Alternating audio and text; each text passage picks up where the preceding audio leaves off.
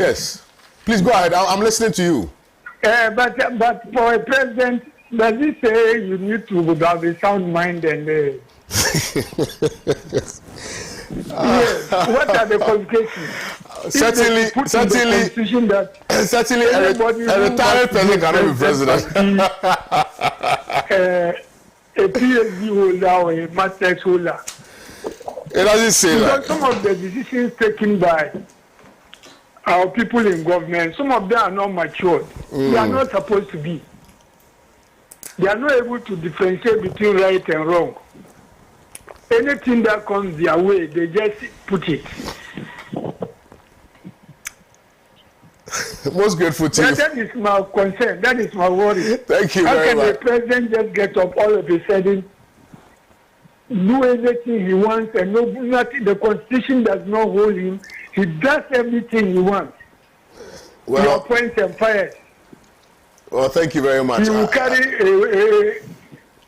a cabinet or ministers of 150. All those things. Nobody to challenge it. I would have thought that the NDC would have started an impeachment process. Whether it goes through or not, they would have started. But NDC has not also started it, so I don't know. Good morning. Hello. Hi, good morning. May I know your name and where you're calling me from? I'm Pakwesi from Cape Coast. Hey, Pakwesi, what's it done? Yo, Cape Infan Efrefi. Efrefi Cape Coast. Ehifa. Interbetin, okay. All right, let's go on. More questions to be answered in Bisa. Pacho Kodo. Pacho, yes, a story is that KJ Dubai. No. If you know a kind of 2 for a Kaji loan. 2 for Kaji loan, no way. I make myself. Nah, yeah, can I am a hammer. No Kaji loan to buy. Intimate for Kado 2 for a Kaji loan. Or 2 for over 7 years old. Up now to a packet of men for one today. Or Kadam. But your baby, I'm angry. I'm a free banana. Matters. Bensia, Bibia will come at them. Into so what are some little 2 for the door, and you're true. The one can you load be intimacy. I want me, yeah, with that. And I want to comment on. Up to today, up to today, still I work on. That's it. My second point. But you're Nanado or a lawyer. Also a lawyer. But you're a practice or UK. Only the minimum. No, but you're one of your mind. Martin, one of them said Nanado or practice or UK and not practice or France. Marty. Or him be said, no, you're a lawyer or UK. Okay. Me apede who that on another practice or UK more him no or the lawyer or UK now. Or in American or 2 for another then. Or in American or 2 for. I'm on board in the leading. I told 2 for no care than another and a lawyer or UK. How would I go? I say you're a public knowledge. Obianim. Okay. Instead maybe sir. Okay. Marty. Or practice or UK they are fine. They are just. Marty. In terms of practice or UK. Okay, thank you. Aye, okay, all right.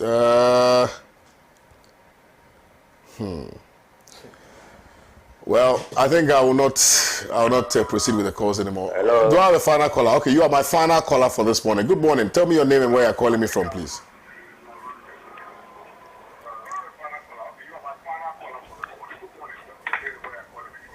Hello, morning. Yeah, good morning, sir. Good morning. I can hear you. Please, can you proceed? Okay. All right, thank you. We lost, and that's the end of the calls this morning. Now, let's come back into the studios and have a discussion here. I've seen a few of the messages. I will try as much as possible to read some of them on the show. I told you that we're going to be discussing these topics. Burkina Faso's military government expels 3 French diplomats. Sabotage Ghana's new train in test run accident. Scholarship Secretariat sues NDC MP Multimedia for defamation. I don't like these topics, to be honest. Professor Stephen Adai is warning Ghanaians that there's going to be an economic crisis. The economic crisis is going to get worse. That's on the front page of the Inside newspaper, and that's a story I intend for us to discuss. Okay. Well, Sam Jonah is also talking. It says, your silence over Galamsey is a shame, says Sam Jonah tells journalists. That's on the front page of Daily Searchlight newspaper. And sabotage, Ghana's new train in test run accident.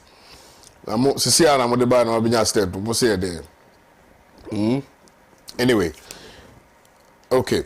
Now, okay, so let me read this final message. Greetings, Orokoto She, thank you.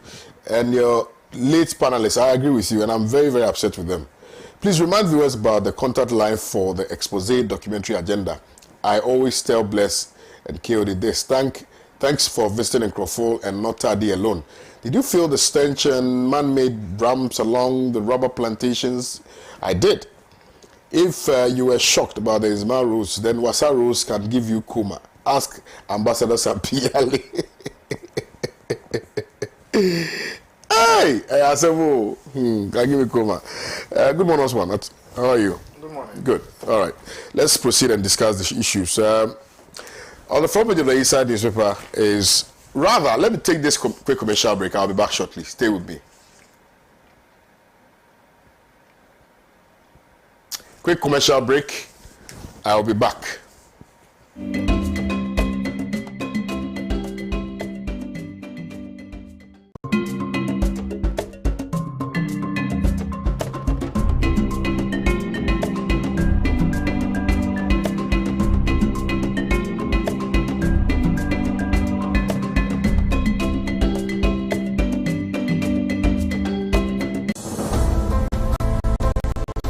The law is pertinent to every aspect of our lives, and so lawyers must not be the backup plan for the rainy day only. Nothing received from a client should be put in a lawyer's personal account until such time that the money has actually been earned. It is very dangerous to perpetuate the theory that it is narcotics that leads to crime increase. The relevance of the law cuts across our business, social, and family transactions. Doubt this? You can't borrow from somebody who's your client. That would lead to a conflict situation. And that's something that as a lawyer you must jealously guard when you are representing a client. You have to register your Mohammedan marriage within 7 days? Within a week of the celebration of the marriage. So if you don't register it, it's not a valid marriage. Journey with our Law Express panel every week as we confirm the place of the law in our everyday transactions. Under etiquette rules, a lawyer can terminate for non-payment of fees. So basically, if you don't pay your fees, a lawyer has a right to terminate your engagement.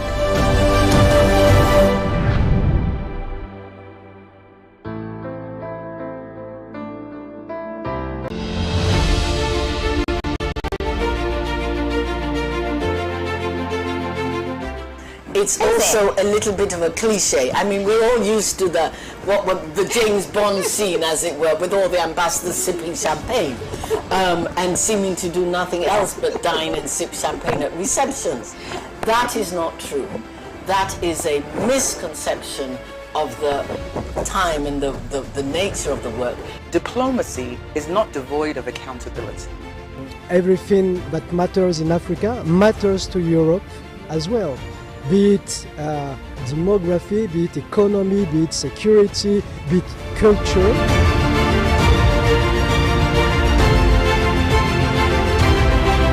Can somebody tell me where Ghana is found in Africa? Is it west, is it south, is it north, is it east Africa? Which one? Any idea? Any idea? It's like on the west. It's like, this is what? I don't get. It's in the south. It's to the west. To the west. Okay. South American ambassadors represented. I'm transforming the UN and making the UN more fit for business for Ghana is the prime objective that I have here. You are one outstanding journalist, broadcast journalist who has put diplomatic tourism and, diplomatic relations under one spotlight. I have been watching diplomatic affairs, and I've waited unabatedly for my opportunity to come here as I watched my colleague, the EU, last week. This is Diplomatic Affairs. My name is Harriet Nati.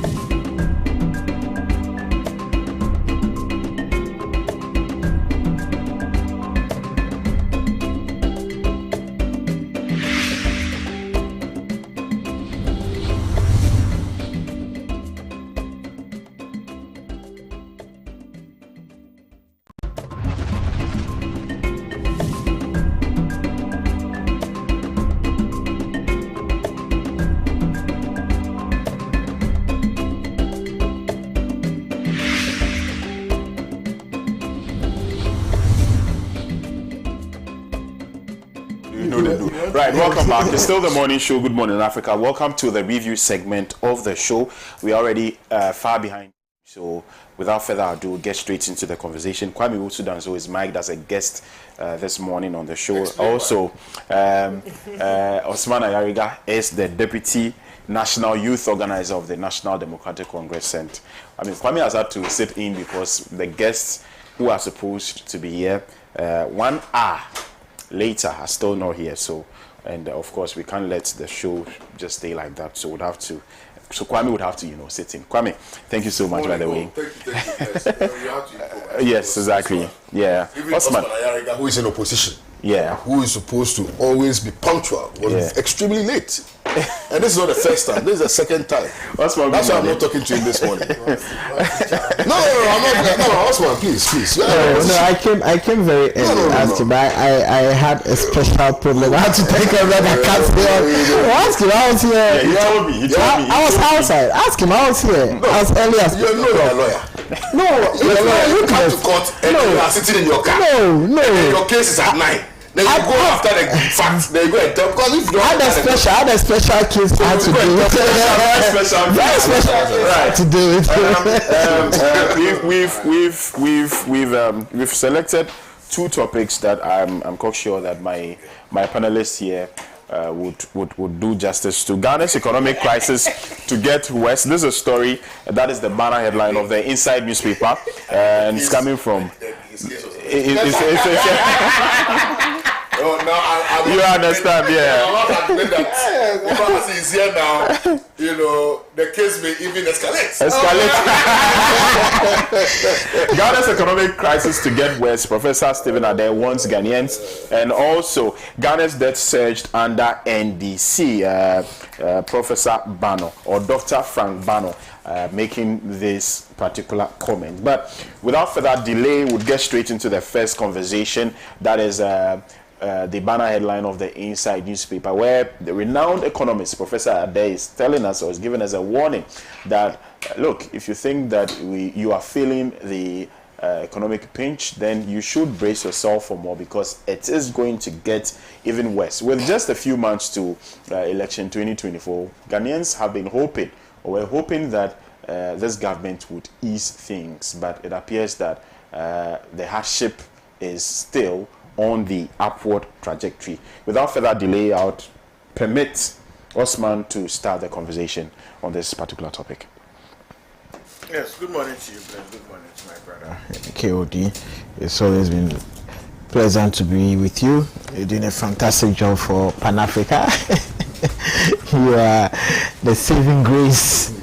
Anytime you're needed, you're here to salvage the situation.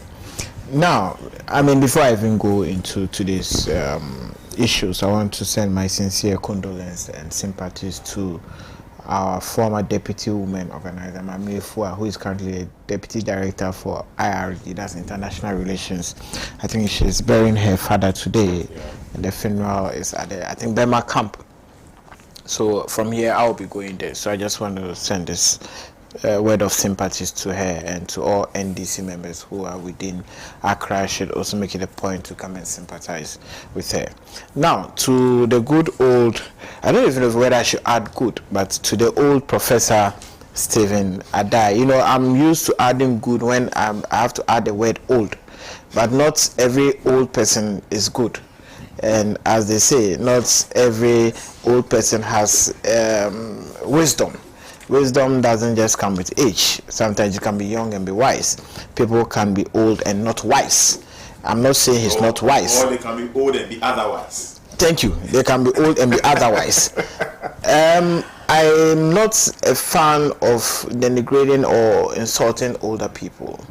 I'm not a fan of, you know, because old age in itself is a blessing, whether you are wise or otherwise. Old age in itself is a blessing, so I try to respect old age.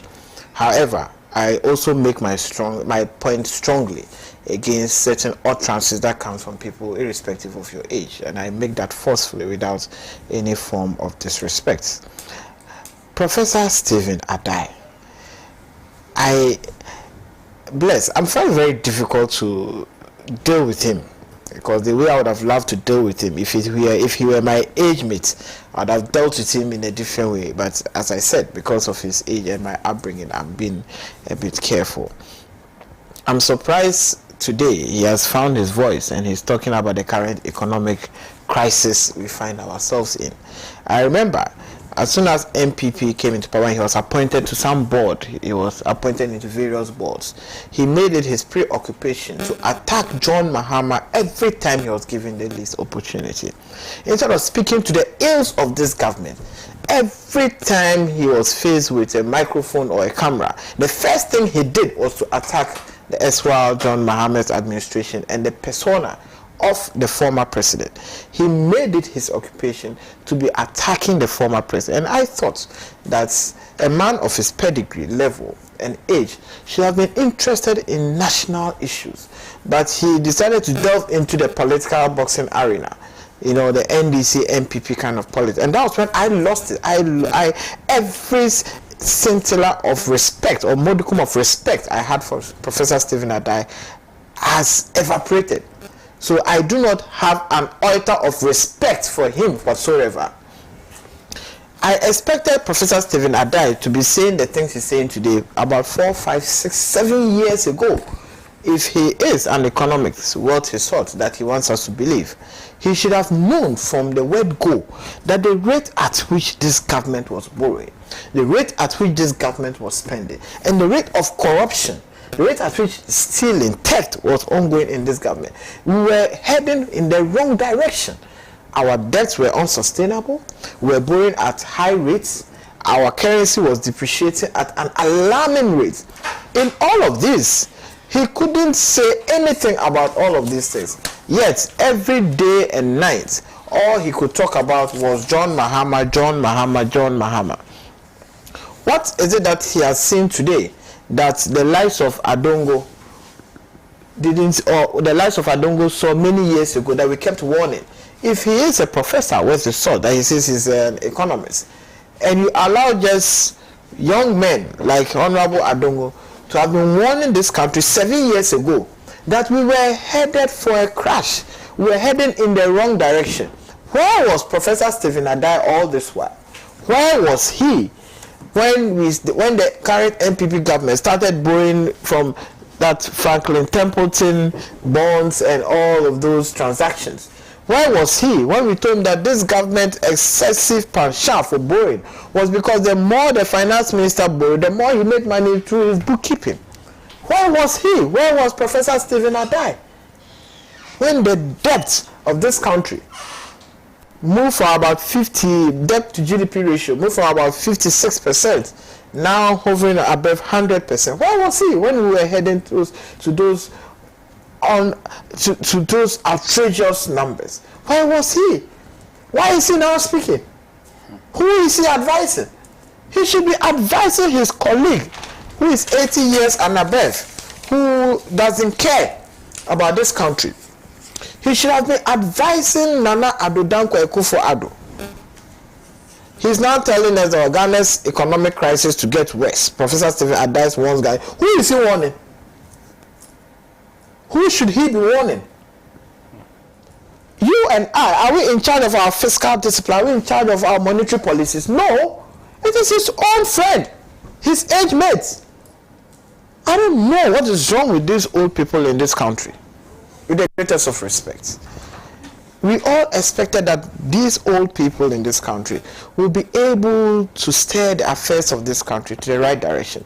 But it looks like the old people, Nanado's age mates and his age, have rather become liability to this country more than assets to this country. With the greatest of respect, I keep saying with the greatest of respect, but of course I respect old age, but it doesn't mean that old age in itself automatically comes with wisdom. So if it comes with otherwise, we will have to state it. My problem with Professor Stephen Adai is the hypocrisy of Professor Stephen Adai. Where he was expected to speak, he was silent. And I do not know where, how, why now he has found his voice. And it's too late in the day for Professor Stephen Adai to be making such remarks. I don't expect people like Professor Stephen Adai now to make statements that will in one way or the other exclude them or extricate them from the current problems. They are part and parcel of that problem. There's a saying in Akan, you are Akans, that if the older people sit quiet and the younger ones chew the meat of the python, if they are counting those who chew the python, they also count the older person who was watching quietly and allow the younger ones to eat the python. So Professor Stephen Adai cannot come and now want to act as though he's also a victim of circumstance of the current economic mess. Professor Stephen Adai is part and parcel of the current economic problems we find ourselves in.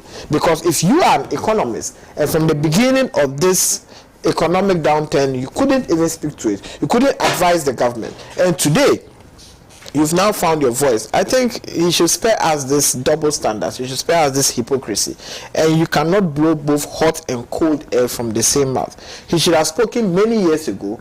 He hasn't spoken. He should spare us the hypocrisy and he should let us have our peace. Anyway, we would accept what he's saying because it's a fact. Because Ghana's economic crisis is going to get worse. He's not the only one saying it. So many people have said it. So many economists have said it, that we are currently on our way to a worse situation and we will have to watch it. But of course, the current NPP government has done so much injustice to the current economy. They promised to salvage this country and we all have seen where they have plunged this country to. So it is not out of place that today Professor Stephen Adai, in trying to whitewash his already battered image he himself dated under this government, is trying to start sending signals that we are currently undergoing economic crisis and to get worse. We don't need Professor Stephen Adai to tell us that our current economic crisis will get worse. We know, we live in it and we are already there. Right, thank you very much, Osman Ayariga. Saka just joined us. Saka, good morning. Very late. Good morning. Over an hour and 11 minutes to be exact. Apparently had an issue. KWAME. Well, let me seize this opportunity to say thank you for allowing me to sit here and to speak to the issues. A special good morning to our viewers And most importantly, a special good morning to a very wonderful military officer that I encountered when I was in Takrady. Group Captain E.A. Adongo. Such a wonderful human being. And I'm happy that we met. So a special good morning to you. I know that you are watching the morning show today, and I know that you were expecting to see me on TV. So good morning to you. A special good morning again to ACP Dr. Chidi, who is the 2IC operations in Takrady. Special good morning to you and to your team, and continue doing what you're doing for Mother Ghana. Well, Professor Stephen Adai is known to all of us, and I think he shot to fame when in the run-up to the 2016 elections, and even before then, was very vocal and was known to be the #1 critique of the NDC.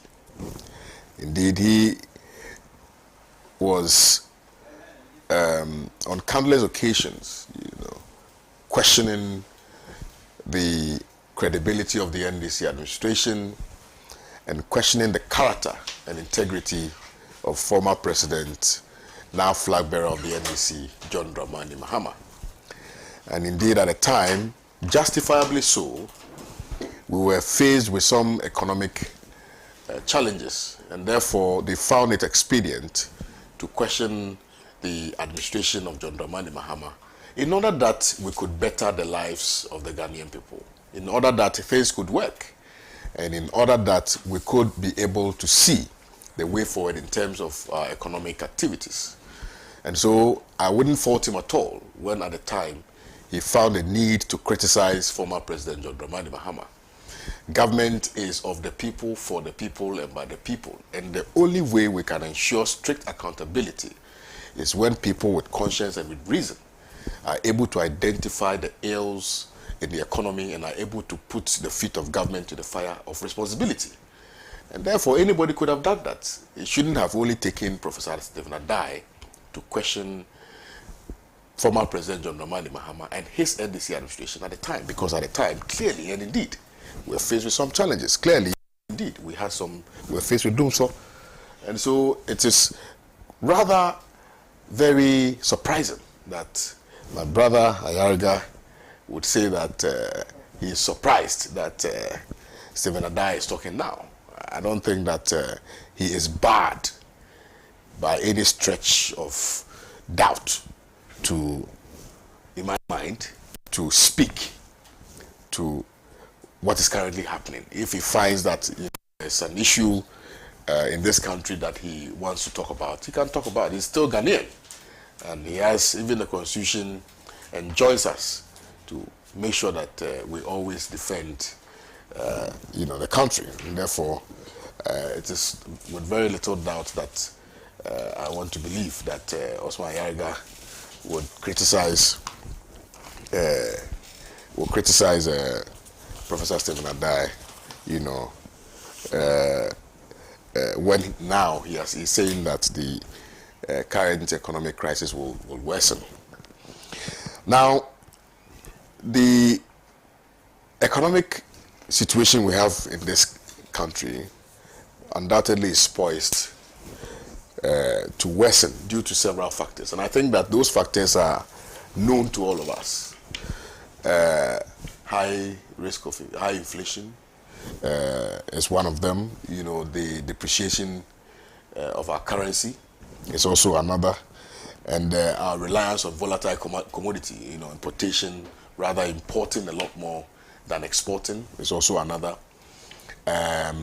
We don't, agriculture is in a mess, so clearly we don't produce anything in this country.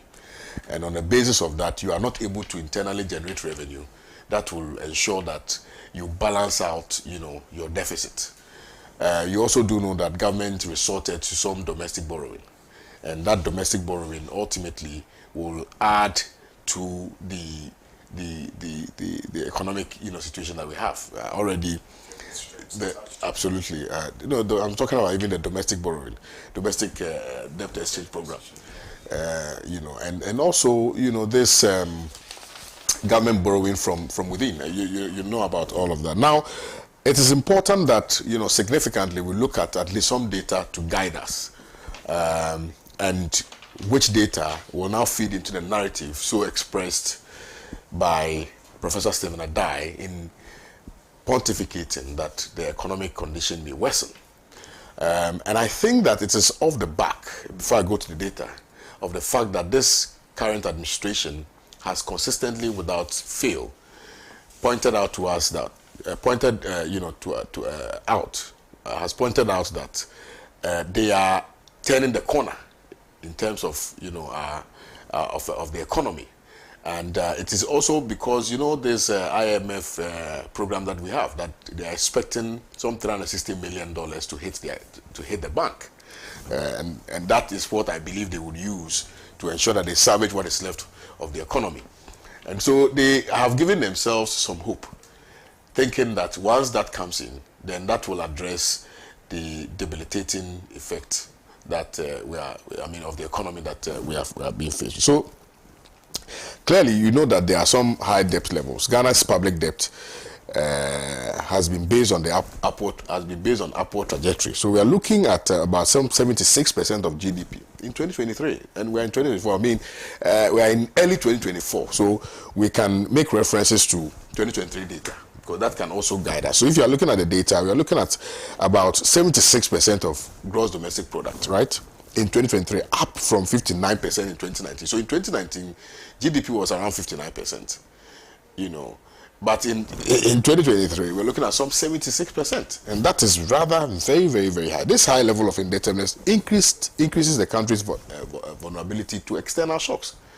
And, of course, when your GDP is that high, you automatically have to borrow to ensure that you shore up your currency, in order that you can have a flexible economy that you can run with. If you're also looking at the currency depreciation, I think this is very clear to all of us.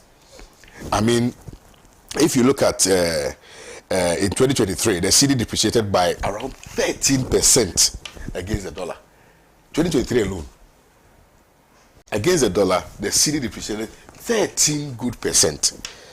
That is extremely high. Even if you pull parity with any other African country, even those countries that are suffering coup d'etats and things like that, their currencies have not depreciated to that level.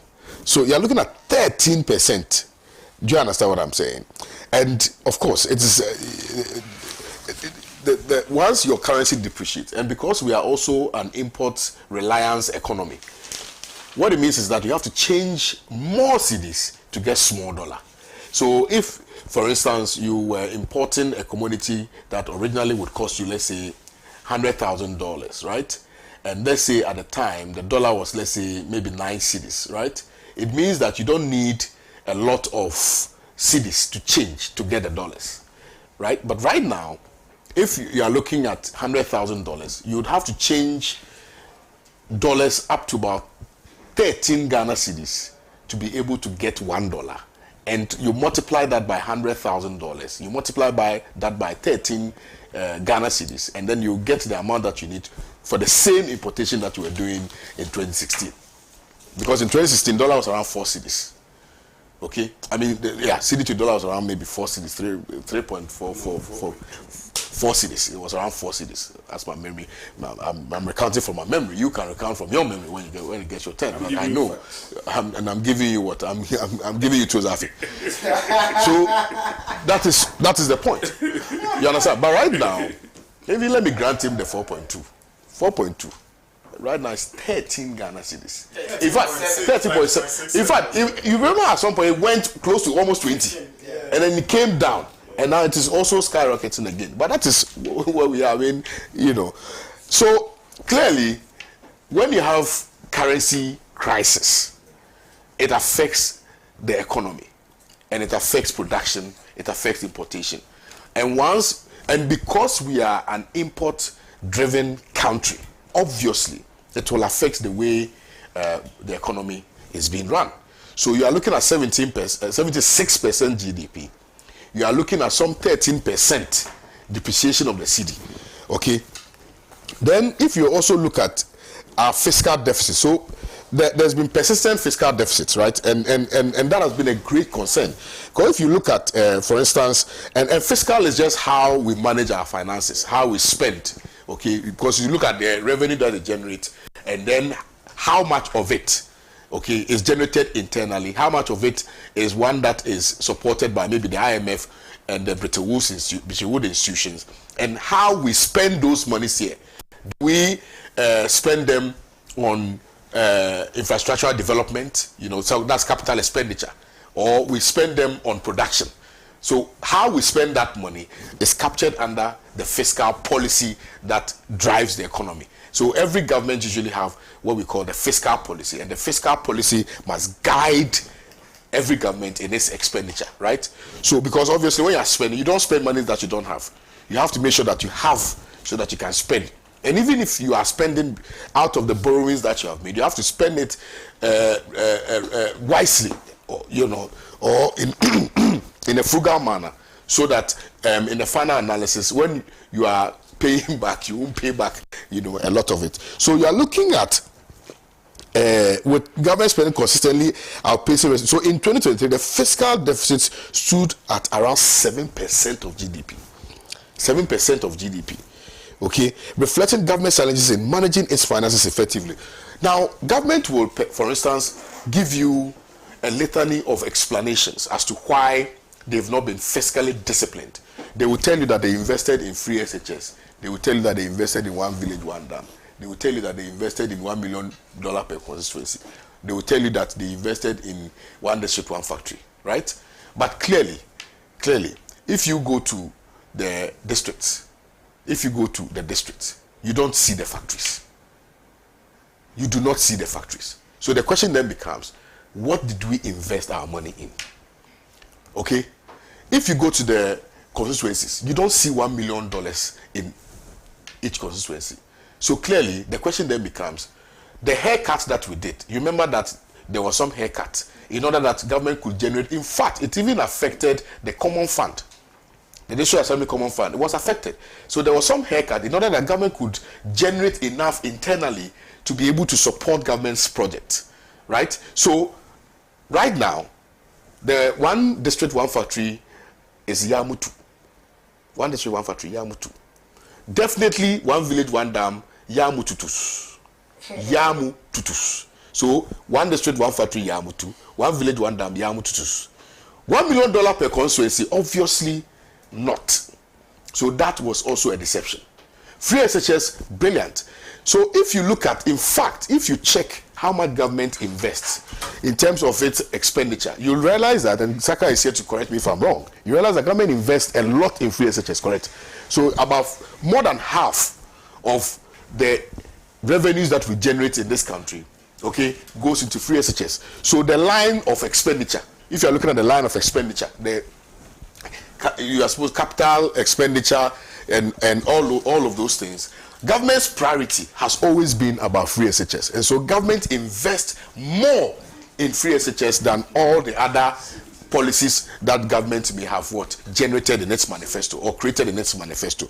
So let's look at free SHS and whether or not, Saka, you are disturbing, you are distorting my chain of thought.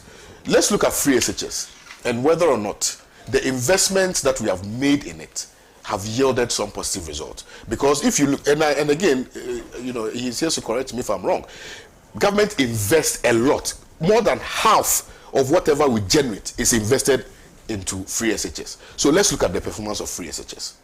And I have consistently, without contradiction, and I will not sit here to contradict myself, stated unequivocally that one of the policies that this administration introduced and next hatched and executed that I found at the time very promising and still find very promising is the introduction of free SHS. It's brilliant, a brilliant policy, right? But let's look at the implementation and the sustainability of it. It is undoubted that right now, everybody is telling us, including students and parents that the free SHS, even though has been introduced, has been a failure. Because we look at the number of students who have been admitted into these senior high schools, okay, vis-a-vis what they are given in terms of food, and then where they have to even sleep. You recall that a video surfaced on the net sometime in 2019, 2018, thereabout, at the very inception of the free SHS, where students were complaining, if you recall, that their KVIPs were converted to dormitories. So, yes, so it clearly tells you that, yes, the plan is good, the idea is good, but the implementation lacked clarity and focus. And therefore, it has been a complete disaster. Because if you look at the amount of money that we have invested in that policy, okay, and the results that we are getting, I think it's a mismatch. Their saving grace, in my opinion, would be that, but if you look at the performance of the students, it is very good, it's very positive and things like that. Well, I mean, people have raised concerns about that if you buy past questions for students and if you are teaching students for the coming exams and then they go and they get the results, obviously that cannot be credited to you. That can be credited to something else. Okay, so I will not sit here and bastardize free SHS. I'm only saying that if you look at the amount of money that has been invested in that project, it should have yielded some positive results. Until today, I find it excruciatingly disquieting, right? Why government has not revisited the e-block policy, because there are still some e-blocks that are sitting in the forest, which could have been of great benefit to this administration. You recall that the Nana Danko Akufo-Addo said he was going to build 350 schools from scratch. You remember 350 Perfect. from scratch. That has not materialized, because that, in my estimation, was an extension of the free SHS policy, because government knew that, okay, we are going to start the free SHS policy. What it meant was that we were going to increase the number of students that are admitted into these senior high schools. What that conversely also meant was that the schools were going to be choked, and on the basis of that, we were going to build 350 schools from scratch. Touch wood. If they had done that, that would have been a huge trump card. But they were not able to do that.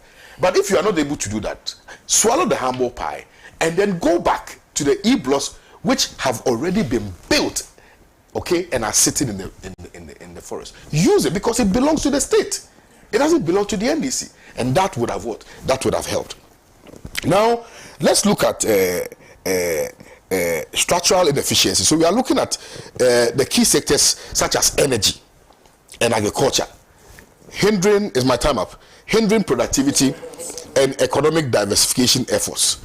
So now we are being faced with DANSO, and I think the president has admitted, if you look at the front page of one of the newspapers, the president is saying that, in fact, it was Nkonkonsa that posted it.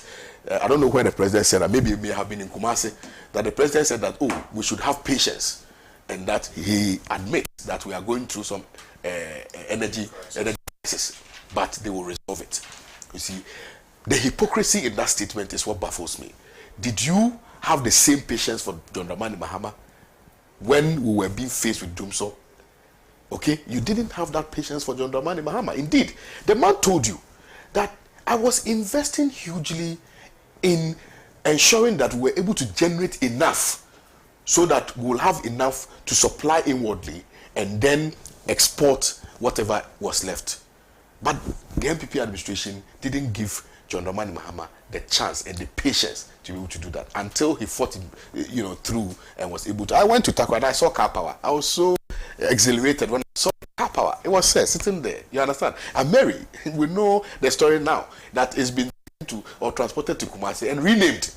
You see, in that renaming, you even failed to acknowledge that it was a former administration that brought it. You can even say the NDC administration. If I don't mention Mohammed's name, just say, the NDC administration brought it, or the previous government. It's just nice. You see, it bolsters confidence in our democracy. It creates some form of continuity, okay, appreciation of what has been done previously. So, assuming that NDC comes and says that, the free SHS we are going to relaunch it, and we'll give it a different name, but we won't acknowledge what has been done. I don't think that the MPP will be happy with that. So undoubtedly, we are facing some economic crisis.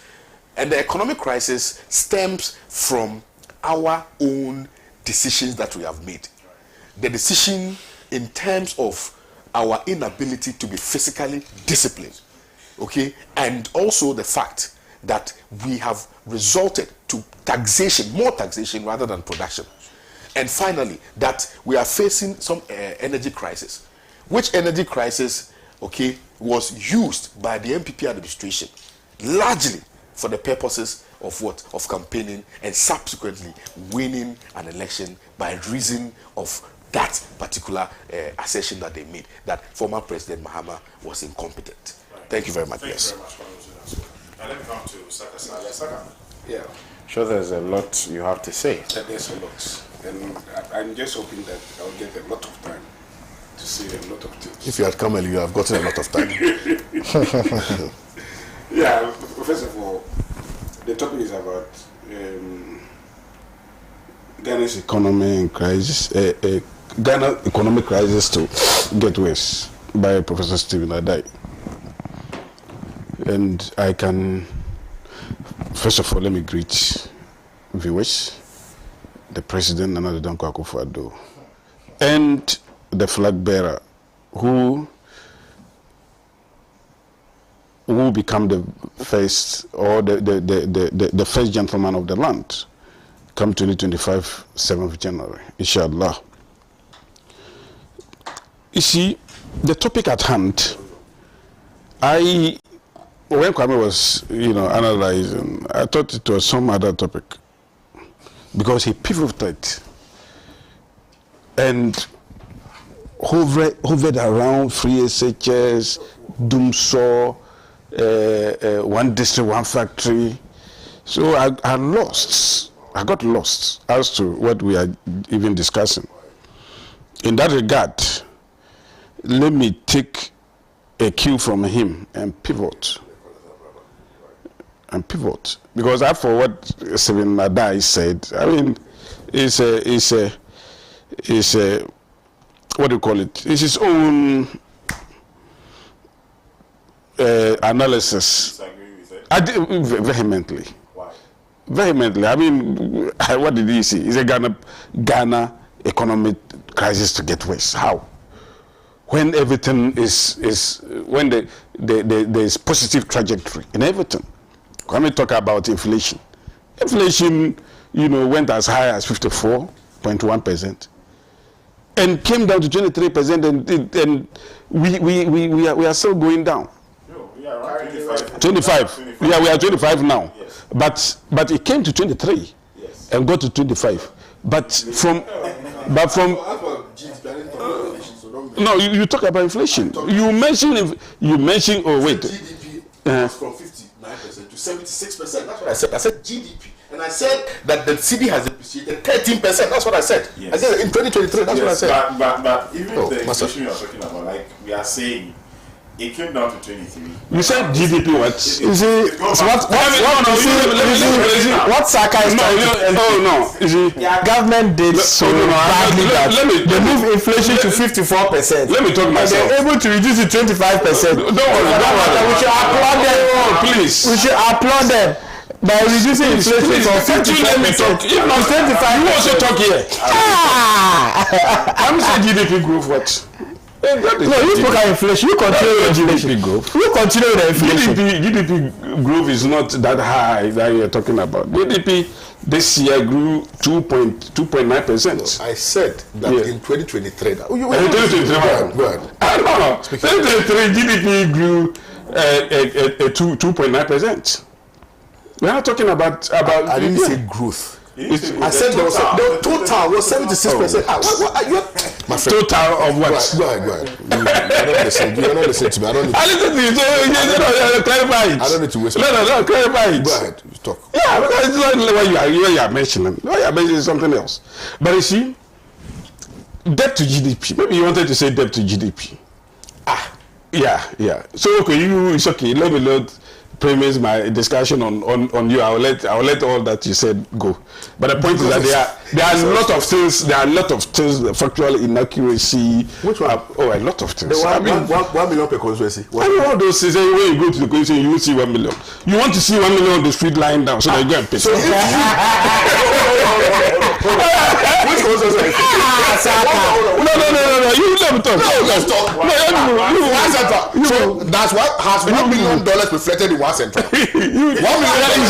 Even let me tell you.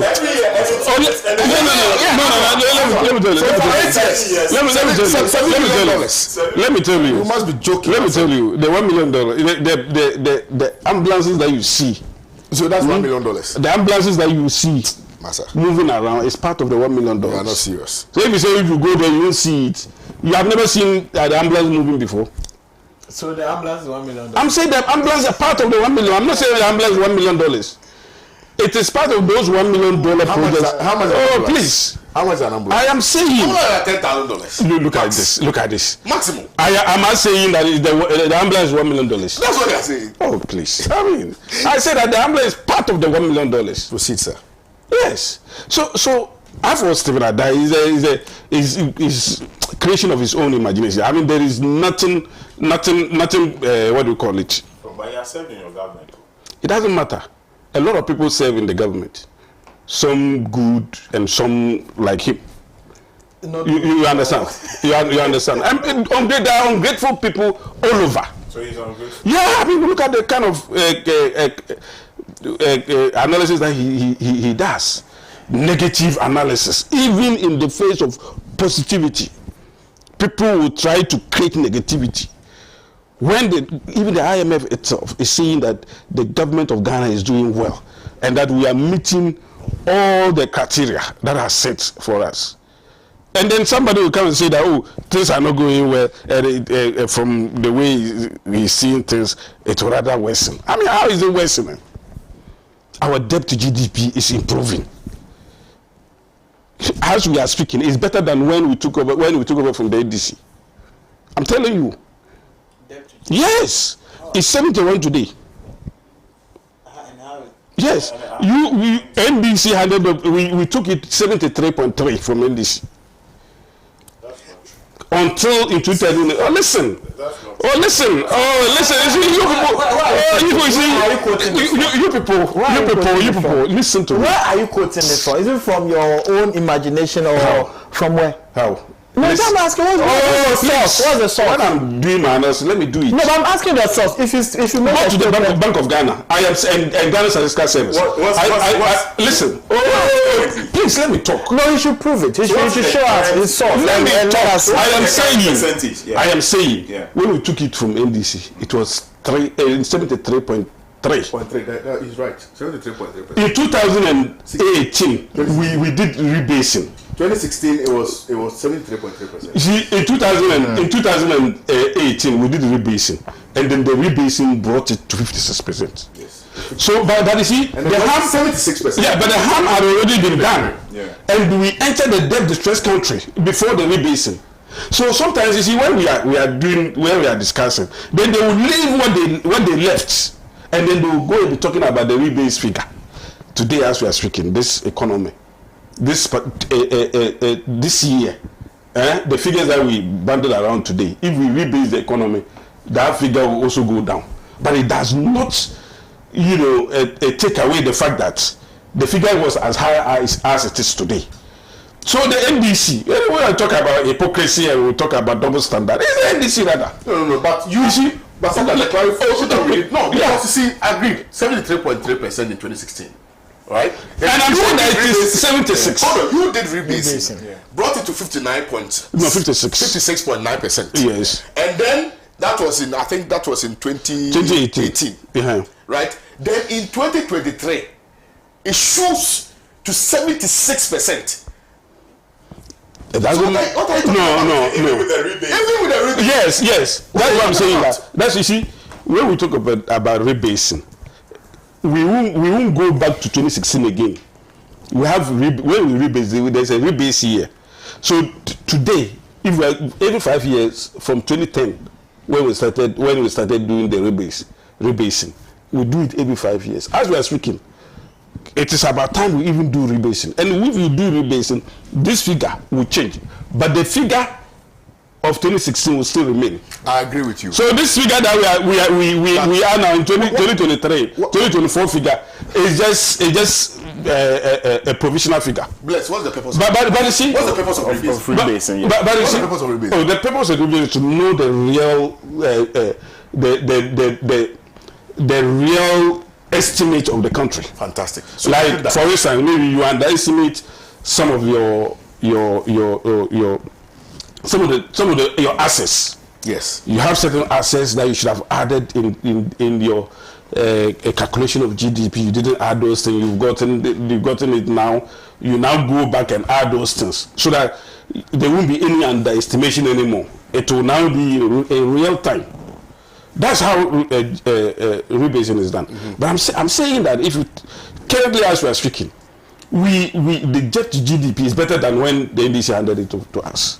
No. Let me go. Let me. See, I don't want us to dwell on this thing and then before I'm aware, say 1 minute. But secondly, I am saying that if you take everything in terms of development that this government have embarked on, you say that we have used half of the money to do it. Where is it? Just about 10% of our spending. No. It's not true. Oh, I'm telling you, it's not true. I think it is true. Let me tell you. Last time I checked, they spent over 6 billion. 6 billion is nothing when it comes to what we have done. 6 billion. It's over. It's not more than 50% of no. What it's supposed to. How? No. How? It is less than even 10%. KWAME, I mean, check your facts. No, check. Oh no. Check it. I mean, out of years, be more than 50. No.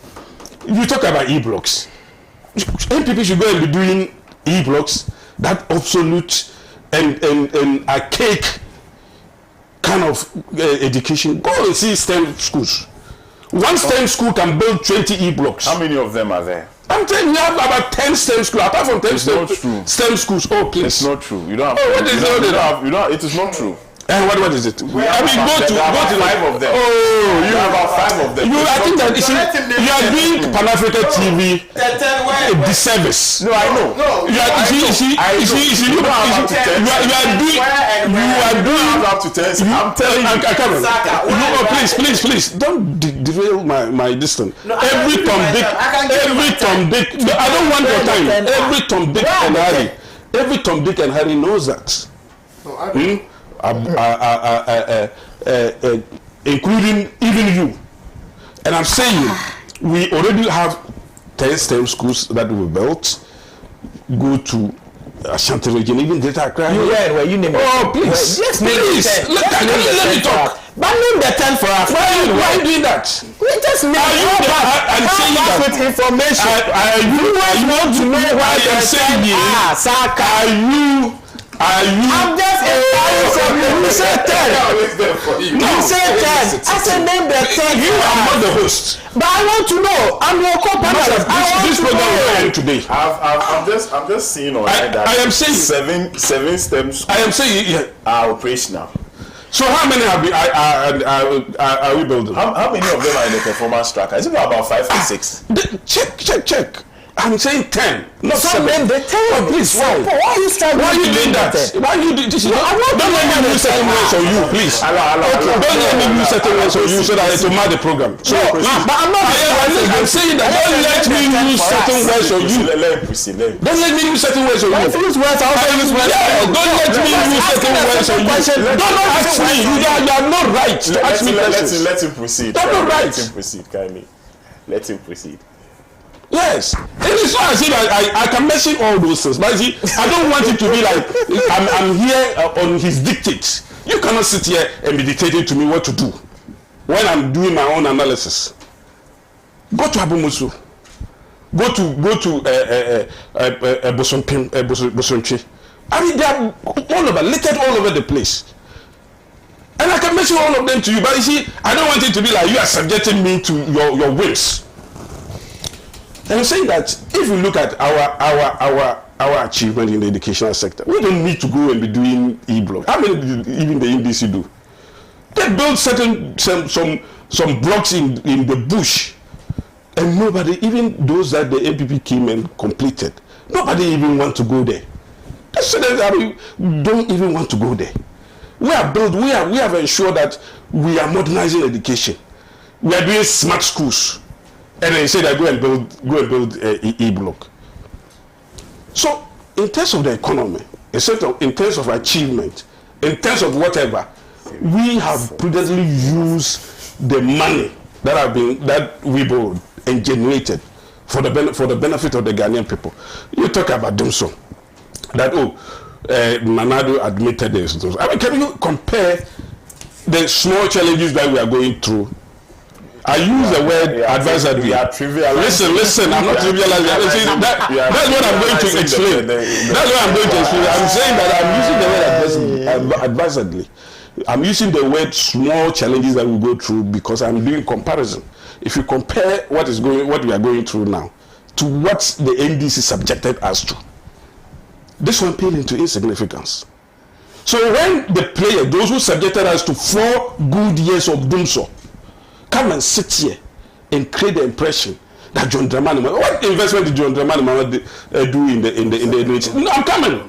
I am doing that because look, I know what I'm talking about. You see, when you listen. When you do this, listen. Because you know what investment?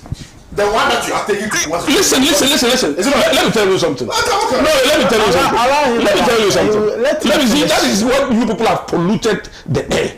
And let people believe, and make people to believe that John Dramani Mahama has done something great that nobody has ever done. Let me tell you, the Ameri plant as we are speaking, I mean, it's not even Ameri. It is General Electric. The Ameri was just a middleman who went and added 160 million to the General Electric price. The price was supposed to be $510 million. That if we had the money, we would just go to the General Electric and buy for 220 million. They went to the Middle East and then brought some fugitive that was being, chased around the world. And then they asked the guy to serve as middleman. So instead of buying the General Electric for 220 million, the guy bought it for 510 million. And then what happened? They commissioned the plant. They call it emergency plant. When indeed it is not anything emergency. Is it the same thing? Oh, listen, I'm explaining. I'm getting to that point. You cannot cajole me to land there. But I'm getting to that point. I'm getting to that point where people say that is the same thing. I'm getting to that point. And I'm saying that it was commissioned in 2016. And it was based on BOT. Build, operate, own, and transfer. 2016, and it was 5 years. Out of the 5 years, John Dramani Mahama paid 1 year. They paid 1 year. The 4 years that we paid for the Ameri was the MPP government. Did you renegotiate? I said that the 4 years. Forget about it. That is immaterial in this discussion. I am saying the 4 years we negotiated, but it didn't come to fruition. We didn't negotiate. Listen, it was the novation agreement. That novation agreement did not come to fruition. It was just sitting on the way. But I'm saying that out of the 5 years. John Dramani, that's the reason why he said that John Dramani Mahama, he didn't pay 1 peso for Ameri. It was. I thought you just said he paid for. I am saying it was build, operate, and transfer.